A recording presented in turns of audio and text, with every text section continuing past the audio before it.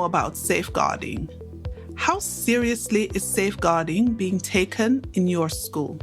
Are you one of those educators who daydream or play on your phone during the mandatory safeguarding trainings? Well, on this episode of the Teach Middle East podcast, we speak with Annmarie Christian. Annmarie is a safeguarding expert and consultant, and we talk with her about why safeguarding is more important now than ever before.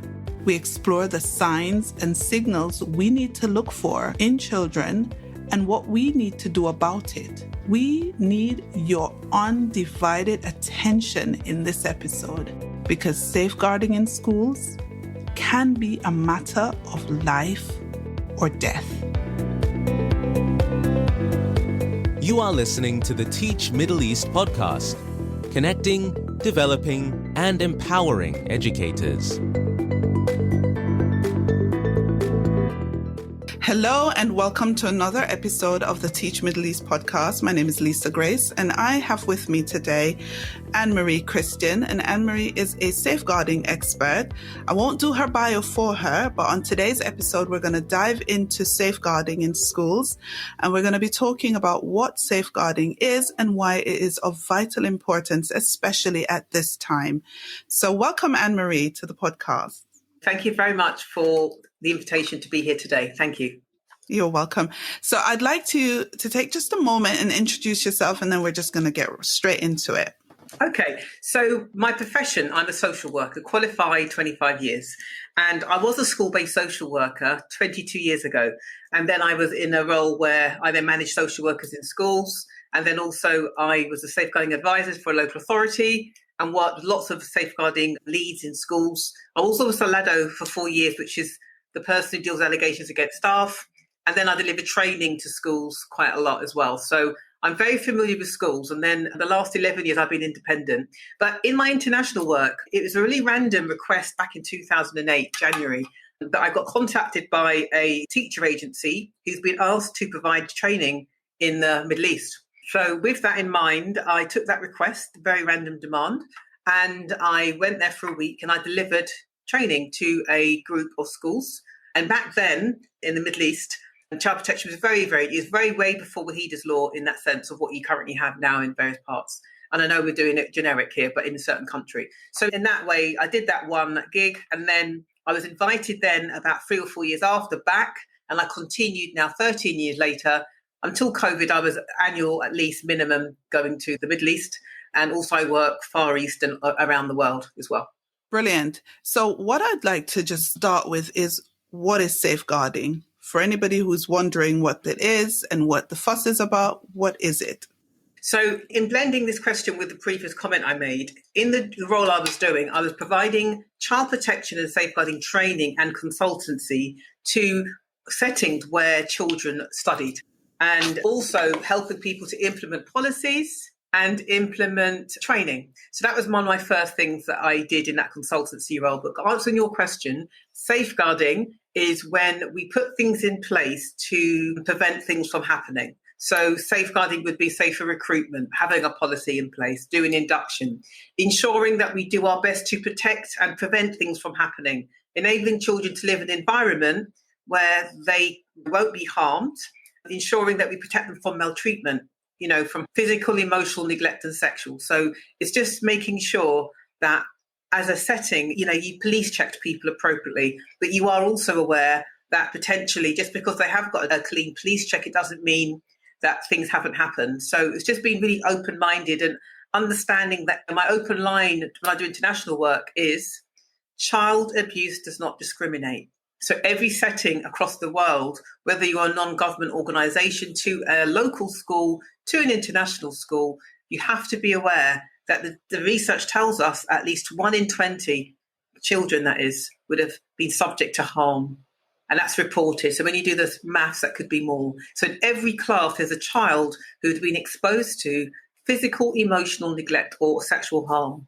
So in our talk today, there is a health warning around the subject we're talking about being quite emotive. And if someone is listening to this and themselves being affected, then they need to get support. There will be a helpline in every country to support people who've experienced harm. That is an alarming statistic. 1 in 20 children. And so I want to kind of look at the safeguarding aspect in terms of recruitment, because a lot of schools here, they tend to recruit internationally and they're bringing in teachers from all over the world. What are some of the practices that they need to be aware of when recruiting? Because I think it starts there with the majority of international schools. How do they ensure safeguarding in recruitment? So I'm going to be very frank with you, because anyone who knows me, Lisa, knows that I'm actually a very proactive person. I'm not reactive, I proact. So in that sense, I will be provoking you today to make you think about things rather than what you've been told, because the reality is people can hide things. So in that sense, you need to be mindful that in some countries around the world, they are very strict in the sense of have lots of procedures in place that has to happen. Like example being the UK, we've got a DBS system, disclosure barring service, where if someone goes for a job and working with children, they will get a DBS where we will get information from the police, of where they've been in their life from leaving school. And we will get information about all of their alleged convictions, any involvement with the police regarding offences, whether it's sexual offences, violence, etc. So if someone has done something, hence being caught, it will be on paper. But we also have a model that we know that more people are not caught than caught. So when you do recruit people, it doesn't necessarily mean, that they haven't harmed. It just means actually haven't been caught or discovered. And when we look about safeguarding, unfortunately, sorry to say this, in the job I do, I know that internationally it's easier to get a job and fit in than it is in some countries. So I know I'm a female. I know that in some countries, they do not police check females. So if I was a female offender, I know that I would go to those countries to offend. That's my example. And there is new research in the last, say, 5 years about female offenders who offend differently. So it's really important that we understand that in the job that I do, there's two sectors that are very easier to get into. The voluntary sector, meaning charities, communities, and international. So I do get called. In the last few years, I've done quite a lot of work around the world where people have seen me speaking. I did a conference in the Far East twice. And in that workshop, people were provoked by what I was saying, recognizing those behaviors were happening in their settings. If you think about it, there are some countries where the age of consent is 13.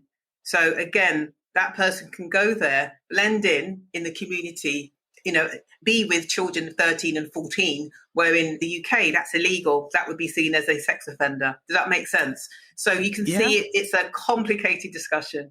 It is. You're blowing my mind already. And we're only something like 7 minutes in, but I love it. No. So here's my other, because let me tell you, I know that here in the Middle East, there is some checks that take place. And you do have to bring your records with you from your home country. But I have to be honest, I really don't think it's thorough enough. And in the rumor mill or grapevine, you will hear of people who've done some not so good things at home, who've managed to find positions here in the Middle East and have really just slotted in. And you only know when someone who they've previously worked with talk about it and say, hey, guess who I saw in blah, blah city? Yeah. It's that person from that school who did that thing. What can schools do to actually safeguard against that? As you say that, Lisa, there was a case that I read in the press recently of a teacher who was a sex offender who went to Europe, I won't mention the country, and changed their name. And what they're trying to do now is there's a loophole where you can. So they're trying to make it illegal now in that sense. And what I can tell you confidently is in one of my roles, I belong to a massive body who work with international schools around the world. Okay. And I know since the Bahi case that we had in 2015-16, the offender, the American Mr. William Fahey, he was an American sex offender from the 60s and he went to all those countries, etc.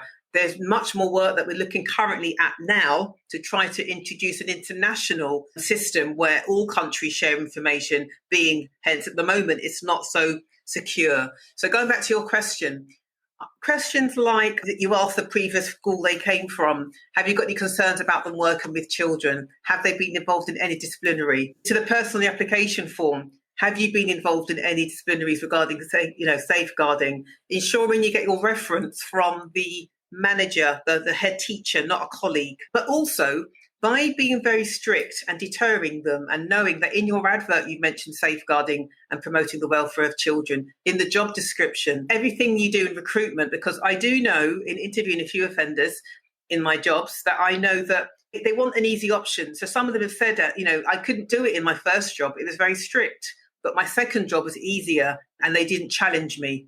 So by challenging and having an ongoing culture of vigilance, those people would know that. I've got a fantastic example. Somebody who was in one of my workshops said, wow, I need you to come into my setting, went to the Far East, did that. What was happening at the time, the kind of contract they had and the code of conduct they had, this person hadn't necessarily breached it.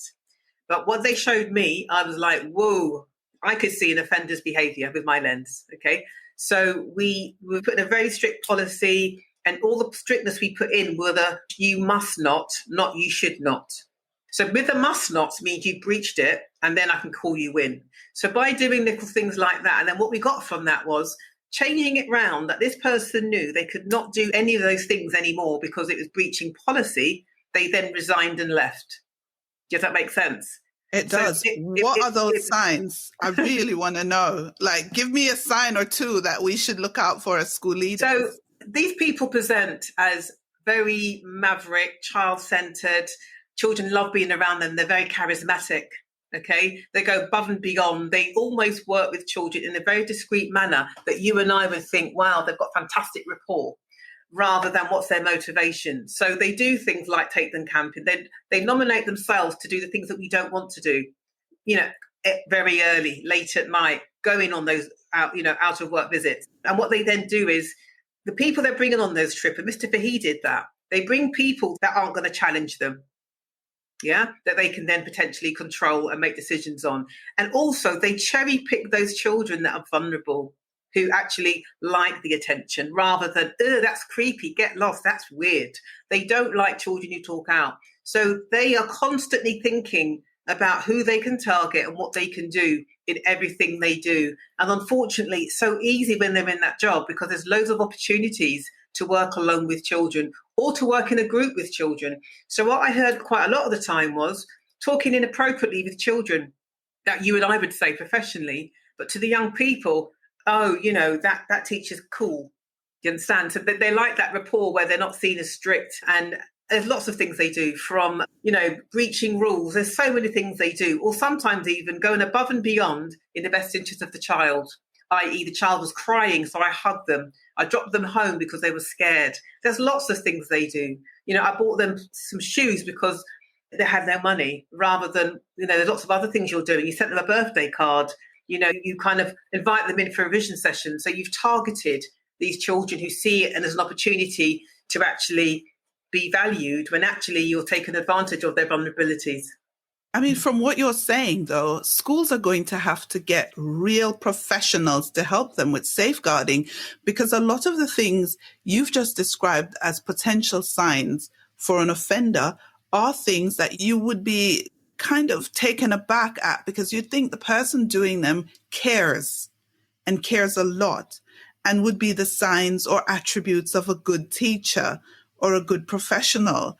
And you'd almost not want to offend somebody who would be so kind as to buy something for a child who was in need, or to drop a child home who was really upset, or who would take on the responsibility of providing experiences like camping or trips and things like that for students who wouldn't normally get that experience.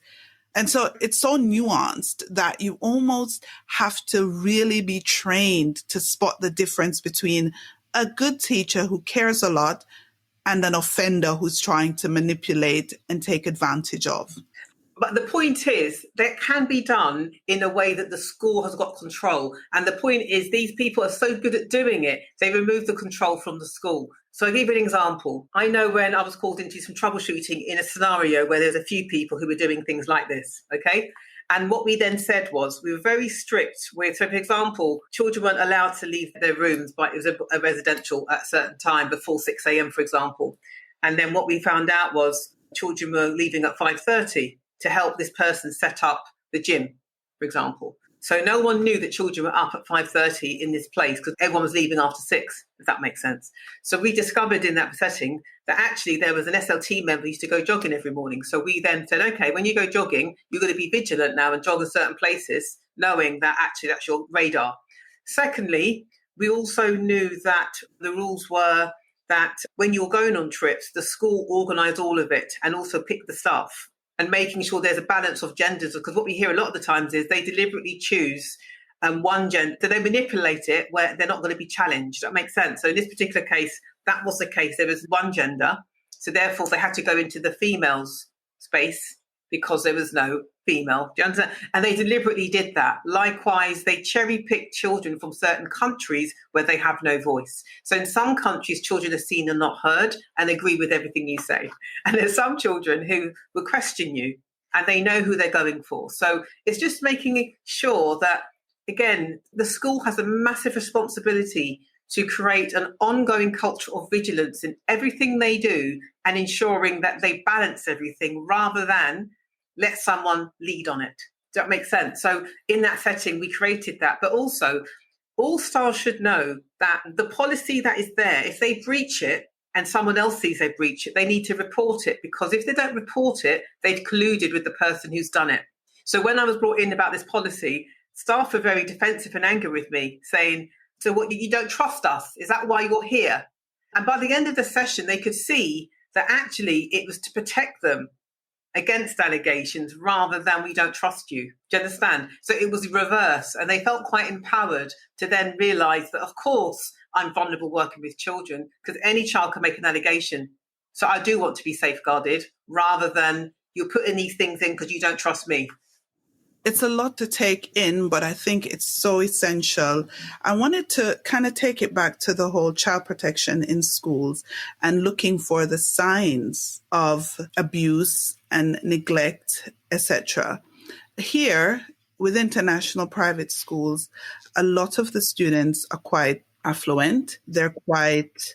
I'm trying to pick my words so carefully, but what I'm trying to say is it is not as easy to spot the signs of neglect as you would maybe in other places. I remember when I was teaching in London, we had safeguarding training, and a lot of it was around looking for children who come to school and are sleepy or they're tired, or looking for kids with certain marks on them, or looking for students whose clothes aren't clean and who are just, there's just certain very overt signs. But here, it might not be as overt. And how do you spot that? I've got a classic. So, there's some fantastic research by a Professor Claudia Bernard about affluent neglect and she works at the University of Goldsmith, right? So she did this research, and in this research she highlights what affluent neglect is. And I see an operation all the time from a social work manager I was in those cases that I had, that the more I challenged, the more complaints were going in, the more how dare you say that about me, the more connections they had. They turn up at meeting with barristers, the whole pack, wanting this and that, questioning my decision-making. So there is something where it's quite personal. On top of your point about in schools, absolutely. So I had a scenario yesterday, I'll give it to you as an example, of a colleague who's in independent school, fee paying. And to me, it was safeguarding all over it. But this person justified everything because of the status of this family. And the point was, it was a child who had concerned about the child's emotional well-being.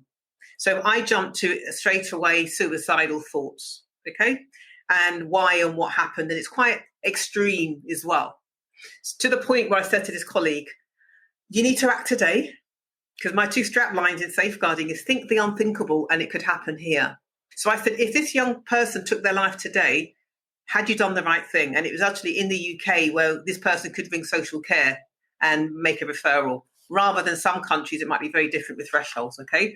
So I questioned them that, and they realised they had to make a referral because actually the parents were blocking any interventions. So UNICEF rights of the child, and clearly is similar in the sense of the rights of the child and the welfare of the child is paramount.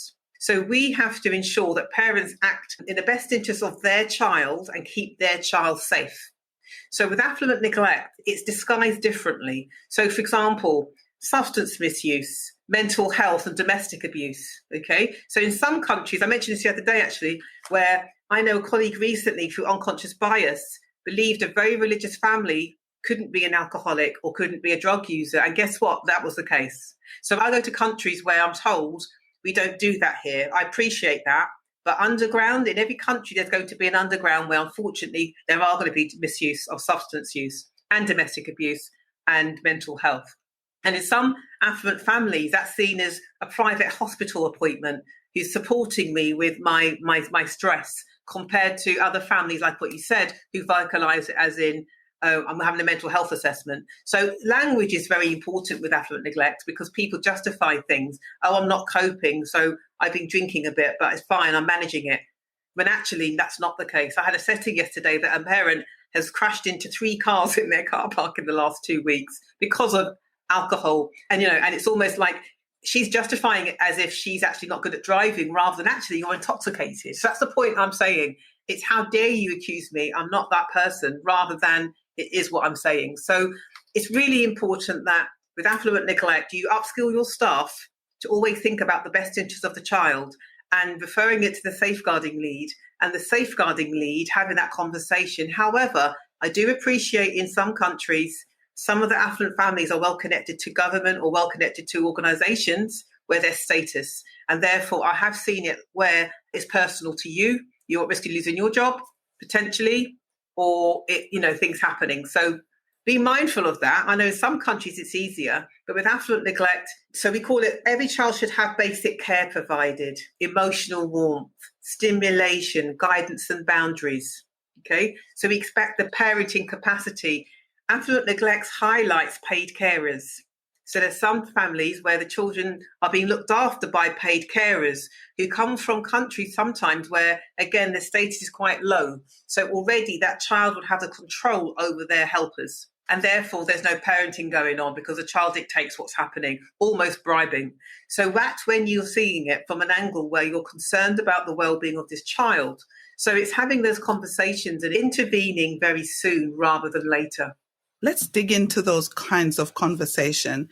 So my thing is, in this region, a lot of the students, they're attending fee-paying private schools.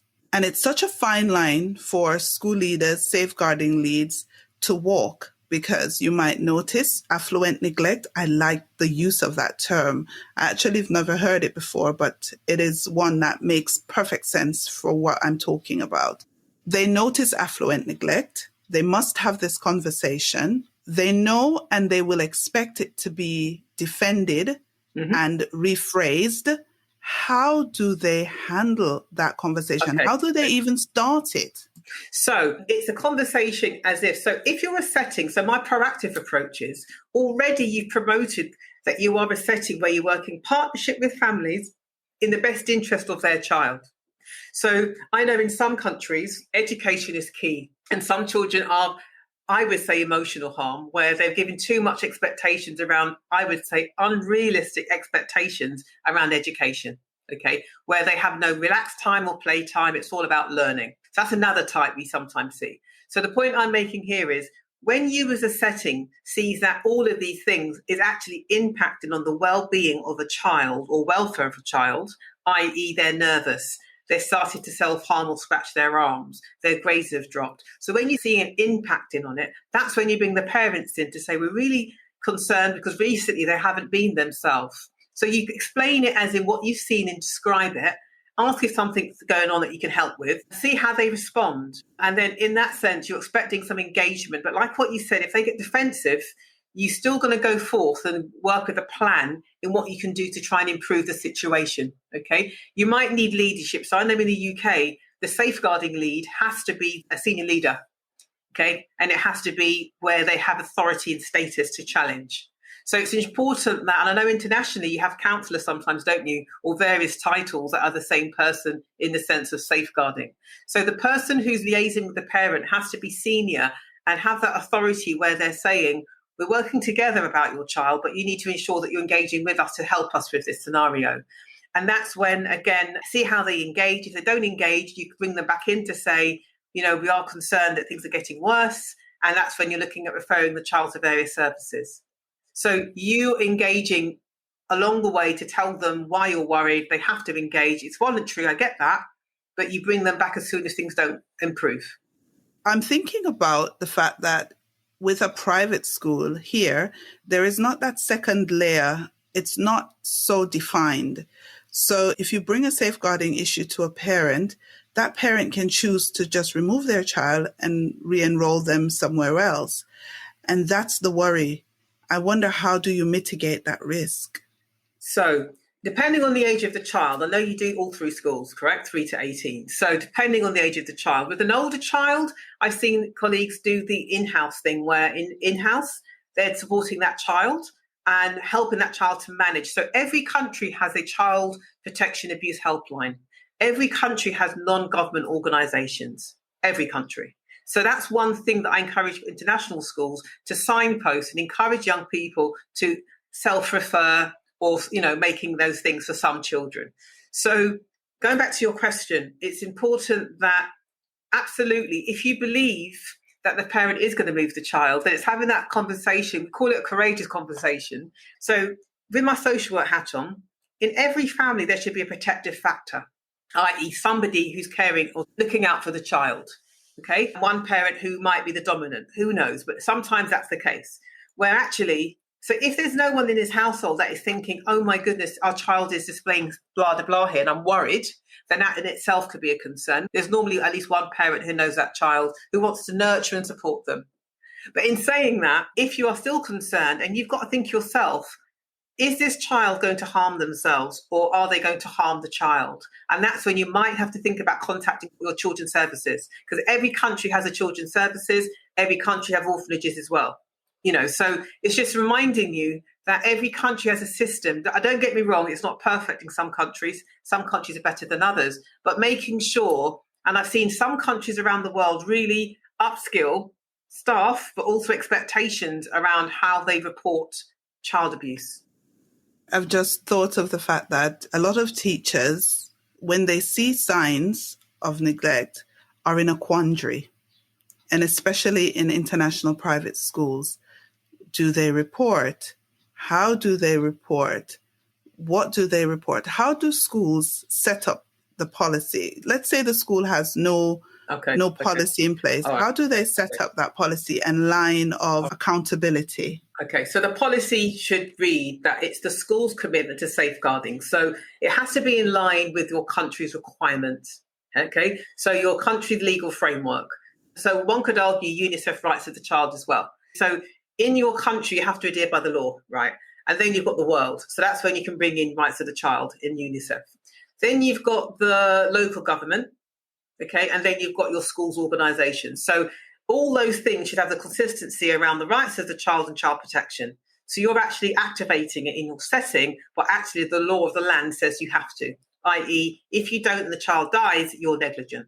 So with that in mind, the policy would say, what is your statement of purpose? Okay, so what is your statement of purpose? So why have you got a policy? And that's normally about your commitment to keep children safe because you define safeguarding, etc. And then you go on to about who the safeguarding lead is. You define what the signs and symptoms are. You define the role of the DSL. And then normally it'd be a senior leader who you report things to. You then got to train staff. So the DSL role is to raise the awareness of child protection and child abuse, to train staff, confidentiality, information sharing, and making referrals. So that's the role of the DSL, okay? Your policy is all about how you prevent children from getting harmed. So what form do you fill out? Like what you said, what is the procedure? So by having the training, you're now more aware of what the signs look like, including online harm as well, by the way. And then the procedure is, I can't ask a child a direct question because only police officers and social workers can. So your job in it is to spot the signs or listen if a child chooses to tell you, and then you inform your safeguarding lead. That might be verbally or via email or via piece of paper, but every setting has a procedure and an expectation of how soon, immediately. Sometimes it might be the child can't go home that day. Do that make sense? So it's really important that people know the urgency, because you finish at 3 something or even earlier in some countries, right? So how the urgency of how you report. That's what the policy will look like. How do you recruit? Your governance. So you should have, if you've got a governors or trustees, there should be a safeguarding trustee, a safeguarding governor. So again, at your strategic level, you have safeguarding, and then it trickles down to the operational. So if you are a federation or a big trust, you would have safeguarding policy throughout. And then how do you know it's happening in every setting? What's the reporting? And the reporting should be, A, children know who to go to say something. Are you teaching safeguarding through your curriculum? Which should be a yes. Okay. Are you teaching parents? Are you raising the awareness of parents? So in the UK, we've got teaching online safety in schools, which is something where we have to teach safeguarding for the curriculum, but also educate parents about things too. So we have to be proactive with partnership with parents, partnership with young people, and the school itself. With what's happening now and having some students at home and some students online and that type of thing, because for some students, they haven't been in a physical building in a year. Even though they're enrolled and doing classes, etc., they haven't attended school. Let's see, how can we offer them the same level of safeguarding when we can't see them? So it's the same thing. And it's interesting you say that. So example being, if you have recruited new staff, how have you ensured that you've monitored them during their induction and seeing children online? So if they were in a class, you would be having a pane of glass where you can walk past or you can shadow them. But when they're online, are you going into some of those Google Classroom, whatever you're using, the virtual lessons, to monitor and see how they're going? Because actually, you've never seen them in operation with children besides the day you interviewed them. So you don't know that person. That's the first thing. But secondly, providing a platform. So we know that there have been children who have been locked down where the person who's harming them is in their household and actually in the same room. So how can they say something when the person is watching and listening? So by creating something, depending on the age of the child, where I know a setting where we created a silly word like Mr. Blobby we mentioned. So if a child mentions a random word in a sentence, it's suggesting they want to say something, but they can't because the person's in the room. And then it's how you can have a chat potentially, or later on email them in how you do that. Likewise, on your website, on your landing page, where you've got a parent and you've got a young people's tab, having an email address or something where a child can actually click and it goes to someone where they can say something. So it's just important, even when the teacher turns on the camera, when you're greeting children, reminding them about the helplines to call. So by being consistent in signposting young people, some of it is about obviously COVID, the impact of hospital having well-being, to actually the reality of harm being done and actually reporting or telling someone at the setting. So we know that trusted adults are removed from those children, and you need to ensure that you've got staff that are familiar with them. So I know in the UK, a lot of children will be called every week or so often or every day through parents or not. And knowing that when you need to home in when you're not hearing from a child. So it's important that you're still accessible to children. I'm just thinking, my sons have been online schooling. I mean, schools are now open, but when schools weren't, I can't remember. And I've watched a lot of the lessons and I can't remember ever seeing any numbers being given or anything of that nature. So what kind of training do teachers need in this new era in which we live? And what should schools be doing? Because I've realized that from my experience, a lot of what you're talking about is not being done. Okay, so in all your areas, wherever you are in the world, there will be an NGO, a non-government organisation, like a charity who's dealing with violence against women and children. Every country has one. With that in mind, they also have helplines for children. So every country has got a helpline. So there's going to be some organisations that those children can go to, i.e. call or email, where they understand what they're going through and support them. Okay, that's for the older children who can self-refer. Likewise, for example, I know with the whole healthy relationship stuff that we're doing, in the sense of how are you educating 3-year-olds to 18-year-olds about consent, choice, touch, everything else. So are they aware that they've been hurt in that sense? Are they aware that their dominant family is actually emotionally distressing them psychologically? They're in fear, they're petrified of someone. That's psychologically damaging. Does that make sense? So some children are so used to that fear, they think it's normal, not recognising its impact on their well-being. So by introducing it through stories or conversation, they can disclose or say something that's like, that's happening in my household, and then you can home in and support and listen. So it's being proactive, where you're giving an opportunity for children to identify what's happening to them, and then potentially staff picking up those signs and symptoms. But the important thing is being approachable, signposting, but also we need to give them the opportunities to. They're not going to volunteer. So when children want to tell you something, Lisa, it's a bit like how you and I felt when we told our loved ones we loved them for the first time. Can you remember? You wanted to do it, but you had to do it in the right time, that they received it well, and hopefully you got a good response back. Young people feel that way. They're going to say something vulnerable about them to you about someone who they know, because they normally know the person who's harming them. They feel vulnerable in a situation, and they want you to respond reassuring them that it's going to be okay. When I say it like that, you can see how complex it is, right? And when they're telling you, they're choosing you because they believe that you value them and they trust you and you're approachable. And you believe it could happen rather than, but your mum's a very good lady, or why are you telling fibs for? I've had loads of young people tell me that. So we have to be open-minded. And with the statistics I've shared with you, 1 in 20, if every staff member knew that, their lens would be different. They would then see their class as who in my class has. And the reality is, right now there's children who have been harmed who never said anything. Right now there's children who are being harmed. And right now there's children who are going to be harmed in the future, but haven't been harmed yet. It's very, very alarming. I mean, that statistic, if nothing else in this podcast stands out in my mind, it's that 1 in 20. And then I'm looking back over my career, and I have had to deal with lots of safeguarding issues when I taught and when I led schools. And now I'm thinking, gosh, how many did I miss? How many slipped through the net?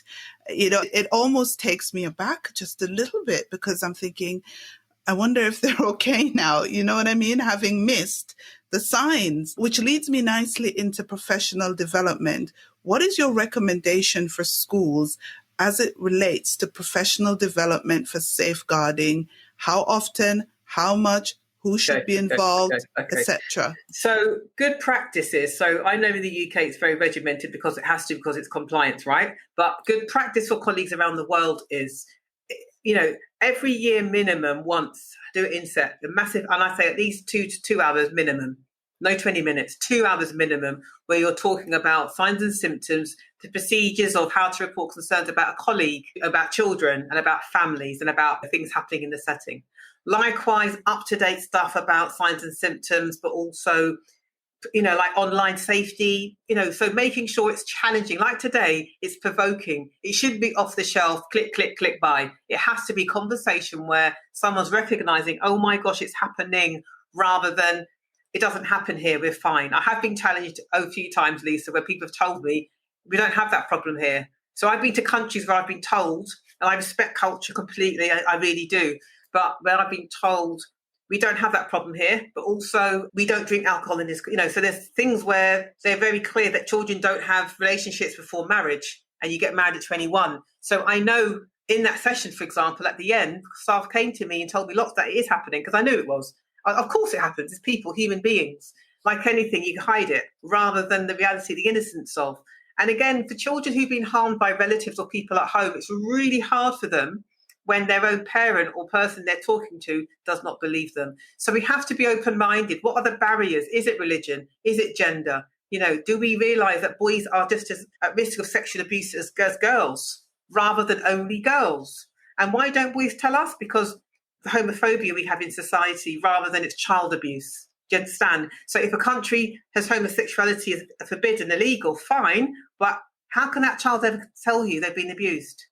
So there's so many things that you can imagine that in your staff training you need to bring out, rather than bruises, you know, no packed lunch and stuff, you know, going on. It's not that easy. It's much more complicated. So it's making sure that you do your training, you know, provide training minimum once a year, but every half term or term is good as well. So every inset, just topping it up with something else. Also teaching children safeguarding through the curriculum, but also parents and families, and also children bystander model, we call it. So if children are aware, so I call it rag and tag.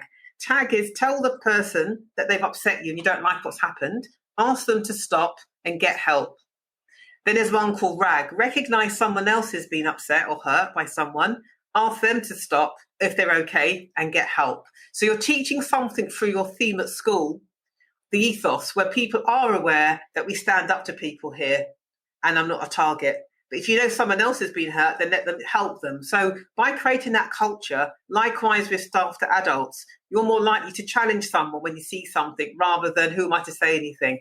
The sooner we introduce the statistics to staff and young people, the more they'll say, I'm one of those, because now you've recognised that I can tell you easier because now you understand.